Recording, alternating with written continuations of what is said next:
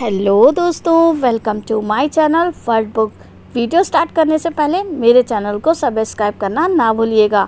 दोस्तों, आज हम बात करेंगे get your shit together book के बारे में, जिसको लिखा है सारा नाइट ने। दोस्तों, क्या ज़िंदगी एग्जिस्टेंशियल क्राइसिस से जूझ रही है? क्या ऐसा लग रहा है कि आप डेली एक ही दिन को जी रहे हो? अब कुछ भी करने का मन नहीं करता, पैसे की किल्लत रहती है, रिलेशनशिप में कोई मज़ा नहीं रहा है। अगर आपके साथ ये सब हो रहा है तो ये किताब आपके लिए ही है। इसकी समरी को सुनकर आपको अपनी लाइफ को फिर से पटरी पर लाने के लिए सही नज़रिया मिलेगा। तो दोस्तों, स्टार्ट करते हैं इस बुक की समरी को। गेट योर शिट टुगेदर का हिंदी में मतलब है कि अपनी बेतरतीब ज़िंदगी और सभी उलझे हुए कामों को संभालें, फिर चाहे वे किसी भी एरियाज से संबंधित हो। ये सब कैसे करना है, आगे सुनते हैं। अध्याय 1, लाइफ में क्या संभालें। दोस्तों, बहुत बार हमें अपनी ज़िंदगी उलझी और बिखरी हुई सी लगती है। घर, ऑफिस, रिलेशनशिप, पैसे आदि से रिलेटेड इतने काम अधूरे होते हैं कि हमें पैनिक अटैक ही आ जाता है। लेकिन इस किताब में दी टेक्निक्स की हेल्प से आप अपनी ज़िंदगी को फिर से ऑर्गेनाइज कर सकते हो। लेकिन ज़िंदगी को ऑर्गेनाइज करने का ये मतलब नहीं है कि आपने हर दिन के कामों की टू डू लिस्ट बना ली और उन्हें कंप्लीट कर दिया, बल्कि हमें ये देखना होगा कि लाइफ में कौन से काम हमें करने चाहिए और कौन से नहीं। कुछ लोग हर काम में हाथ डाल देते हैं, वे रात को जाग जाग कर भी उन कामों को पूरा कर लेते हैं। कुछ को तो खाने पीने का भी ध्यान नहीं रहता। लेकिन क्या ऐसे लोगों को हम एफिशिएंट बोल सकते हैं? बिल्कुल भी नहीं। ऐसे लोग काम तो कर रहे हैं, लेकिन देर सवेर उनकी फिजिकल और मेंटल हेल्थ जवाब दे जाती है। ज़िंदगी उन्हें बोझ लगती है। वहीं दूसरी ओर ऐसे भी लोग हैं जिनके सिंक में बर्तन का ढेर लगा होगा, या पिछले महीने खरीदे गए शूज़ का खाली डिब्बा अभी भी कमरे में ही पड़ा होगा। उन लोगों को अपने छोटे छोटे काम भी मैनेज करने नहीं आते। तो दोनों ही तरीके गलत हैं। हमें अपनी ज़िंदगी के मोस्ट इम्पॉर्टेंट एरियाज़ को आइडेंटिफाई करना चाहिए और उन्हें मैनेज करना चाहिए। तो वो कौन से एरियाज़ हैं, ये आपको आगे वाले अध्याय में पता चलेगा। अध्याय 2, ज़िंदगी में कामों को निपटाने का तरीका। दोस्तों, अपनी उलझी और बिखरी ज़िंदगी को ट्रैक पर लाने के लिए लेखिका ने 3 स्टेप्स वाली स्ट्रैटेजी बताई है। इसका इस्तेमाल आप किसी भी काम को करने में लगा सकते हो। तो वो 3 स्टेप्स इस प्रकार हैं। पहला, स्ट्रैटेजी। दोस्तों, सबसे पहले अपने गोल डिसाइड कीजिए कि आपको क्या करना है, फिर उसे पूरा करने के स्टेप्स या प्लान बनाइए। हर काम को छोटे छोटे हिस्सों में बांट लीजिए। दूसरा, फोकस। इसके बाद सिर्फ उस गोल या काम पर फोकस करें, सभी को एक साथ ना करें। तीसरा, कमिट। कुछ भी हो जाए उस काम को कीजिए, बेशक कसम खा लीजिए। जब आप कमिट कर देंगे तो फिर लेजीनेस और एक्सक्यूजेस का बहाना नहीं चल पाएगा। इन तीनों स्टेप्स को समझाने के लिए लेखिका ने अपनी लाइफ का एग्जाम्पल दिया है। एक बार उसे 40,000 शब्दों की एक किताब लिखने का ऑफ़र मिला था और उसे लिखने के लिए सिर्फ 1 महीना दिया गया था। तो इसके लिए लेखिका ने सबसे पहले स्ट्रैटेजी बनाई। उसने हर दिन लगभग 1500 शब्द लिखने का फैसला किया। वे 500 शब्द सुबह, 500 दोपहर और 500 शाम को लिखती थी। उन्होंने अपना टाइम फिक्स कर लिया था। जब वे लिखती थी तो पूरा फोकस राइटिंग पर ही होता था। उस समय वे फ़ोन को दूर रख देती थीं और कोई भी दूसरा काम नहीं करती थीं। उन्होंने खुद को इस काम के लिए कमिट कर दिया। मूड ना होने पर भी वे लगी रहती थीं और इस तरह उन्होंने किताब को समय पर कंप्लीट करके दे दिया। तो दोस्तों, ये स्ट्रैटेजी आप कहीं भी लगा सकते हैं। जैसे बाहर जाने पर व्यक्ति को हमेशा 3 चीज़ें अपने साथ रखनी होती है: कीज़, फ़ोन, वॉलेट। उसी तरह आप किसी भी काम को शुरू करने के लिए स्ट्रैटेजी, फोकस, कमिटमेंट को साथ रखिए। इस फॉर्मूले से आपका हर काम समय से निपट जाएगा और आपकी ज़िंदगी में कुछ भी उलझा और बिखरा हुआ नहीं रहेगा। अध्याय 3, छोटे कार्यों से शुरू करें। दोस्तों, कई बार हमारी ज़िंदगी में इतने काम होते हैं कि हम ओवरवेल्म अर्थात कंफ्यूज हो जाते हैं। हमें लगता है कि इतने सारे काम हैं, आखिर हम शुरू कहाँ से करें, और इस चक्कर में हम कुछ भी नहीं करते। हम सोचते हैं कल करेंगे या जब छुट्टी होगी तब कर लेंगे, लेकिन कल कभी नहीं आता और इसी तरह काम पेंडिंग पे पेंडिंग होते जाते हैं और उनका अंबार लग जाता है। लेखिका ने कहा है कि इसका सरल तरीका है कि आप कामों को छोटे छोटे हिस्सों में बांट लें। अगर 10 कपड़े एक साथ नहीं धो सकते तो 4 ही धो लें। अगर पूरा घर साफ नहीं कर सकते तो एक कमरा ही कर लें। इस तरह आपका सारा काम मैनेज हो जाएगा। लेखिका ने व्हाट वाई ट्रिक भी दिया है। हमेशा पूछिए what work I have to do first and why, अर्थात सबसे पहले कौन सा काम करना चाहिए और क्यों। आप सबसे पहले वो काम कीजिए जो सबसे ज़रूरी हो, सबसे पहली प्रायोरिटी उसे दीजिए। दोस्तों, छोटे छोटे कामों के लिए टाइम निर्धारित कर दें, जैसे ईमेल चेक करने के लिए 20 मिनट, खाना बनाने के लिए 1 घंटा इत्यादि। इस तरह आपका हर काम समय से निपट जाएगा। आप 5 मिनट रूल का इस्तेमाल भी कर सकते हैं। अगर आपके पास ज़्यादा टाइम नहीं है तो किसी भी काम को 5 मिनट दे दीजिए। जैसे आपको पोछा लगाना है और टाइम नहीं है तो आप 5 मिनट में सुपर फास्ट पोछा लगा दें। अगर 50% भी सफाई हो गई तो काम हो जाएगा, बाकी आप समय मिलने पर कर लें। तो ऐसा आप किसी भी काम के लिए कर सकते हैं। परफेक्शन के जाल में ना फंसे, पहले काम शुरू कर दें, चाहे वो कैसे भी हुआ हो। फिर धीरे धीरे उसमें सुधार किया जा सकता है और परफेक्शन लाई जा सकती है। अध्याय 4, पैसे की मैनेजमेंट। दोस्तों, पैसा जिंदगी में बहुत ज़रूरी है। पैसा सब कुछ तो नहीं है, फिर भी बहुत कुछ है और सबको फाइनेंशियल सिक्योरिटी चाहिए होती है। सबके कुछ फाइनेंशियल गोल होते हैं, जैसे एजुकेशन लोन चुकाना, गाड़ी लेना, घर लेना इत्यादि। लेकिन अधिकांश लोगों का बैंक अकाउंट हमेशा खाली ही रहता है।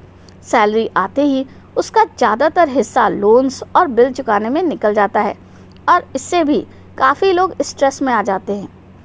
कहाँ तो हम सबने लग्जरी लाइफ के सपने देखे होते हैं और कहाँ पैसों की किल्लत से जूझते जूझते ज़िंदगी निकल जाती है।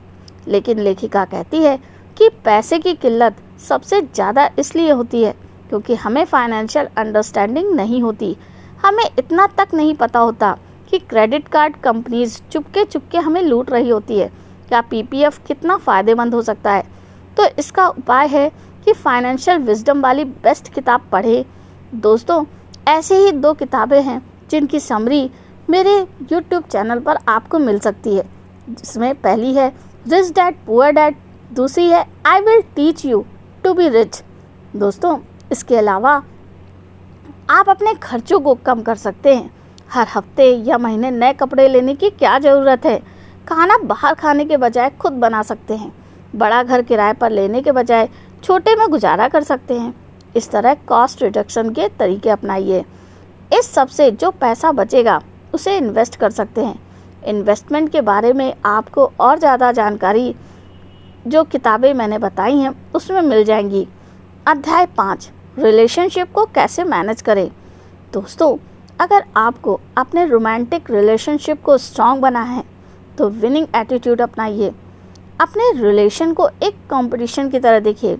जैसे कंपटीशन में लोग जीतने की कोशिश करते हैं, वैसे ही आप रिलेशनशिप में भी जीतने की कोशिश कर सकते हैं। लेकिन ये कोई बास्केटबॉल या टेनिस मैच की तरह नहीं है, बल्कि आप ये सोचिए कि आप कैसे अपने पार्टनर से ज़्यादा हेल्पफुल, ज़्यादा काइंड, ज़्यादा रोमांटिक हो सकते हैं। इसमें अपने पार्टनर को भी साथ लीजिए और उसे भी यह वीडियो समरी सुनने को बोलिए। दोनों एक दूसरे को बेस्ट से बेस्ट सरप्राइज देने की कोशिश कीजिए। समय से पहले बूढ़े मत बनिए, बल्कि बच्चों जैसी क्यूरियोसिटी और एनर्जी बनाए रखिए। पार्टनर के लिए गाना गाइए या गज़ल लिखिए, फिल्म्स के सीन्स इनैक्ट कीजिए या रोमांटिक डायलॉग्स बोलिए इत्यादि। इसके अलावा शादी के बाद भी पार्टनर को डेट्स पर ले जाइए, नई नई जगहों पर घुमाइए, नई किताबें पढ़िए या मूवीज़ देखिए। इस तरह हज़ारों चीज़ों की लिस्ट बना सकते हो। किसी भी हालत में मौत से पहले जीना मत छोड़िए। अध्याय 6, करियर को कैसे संभालें। दोस्तों, सब लोगों को अपने प्रोफेशनल करियर की ये चिंता होती है। सब लोग प्रमोशन पाना चाहते हैं या सैलरी में रेज चाहते हैं, लेकिन कुछ लोगों में कॉन्फिडेंस की कमी होती है, जिससे वे बॉस से इन सब चीज़ों के बारे में बात नहीं कर पाते। इसलिए सबसे पहले आपको अपना कॉन्फिडेंस बढ़ाना होगा, कॉन्फिडेंस बढ़ाने का तरीका है कि आप सबसे पहले अपनी स्किल में कुशल होने चाहिए। अगर कोई कमी है तो उसे सुधारिए। उसके बाद अच्छे कपड़े पहनिए। कपड़ों की क्वांटिटी नहीं बल्कि क्वालिटी मैटर करती है। आप जिस आदमी के कॉन्फिडेंस को अप्रिशिएट करते हैं उसकी स्टडी कीजिए और देखिए कि वह कैसे कपड़े पहनता है। इसके अलावा पर्सनालिटी के ट्रेट्स पर भी ध्यान दीजिए।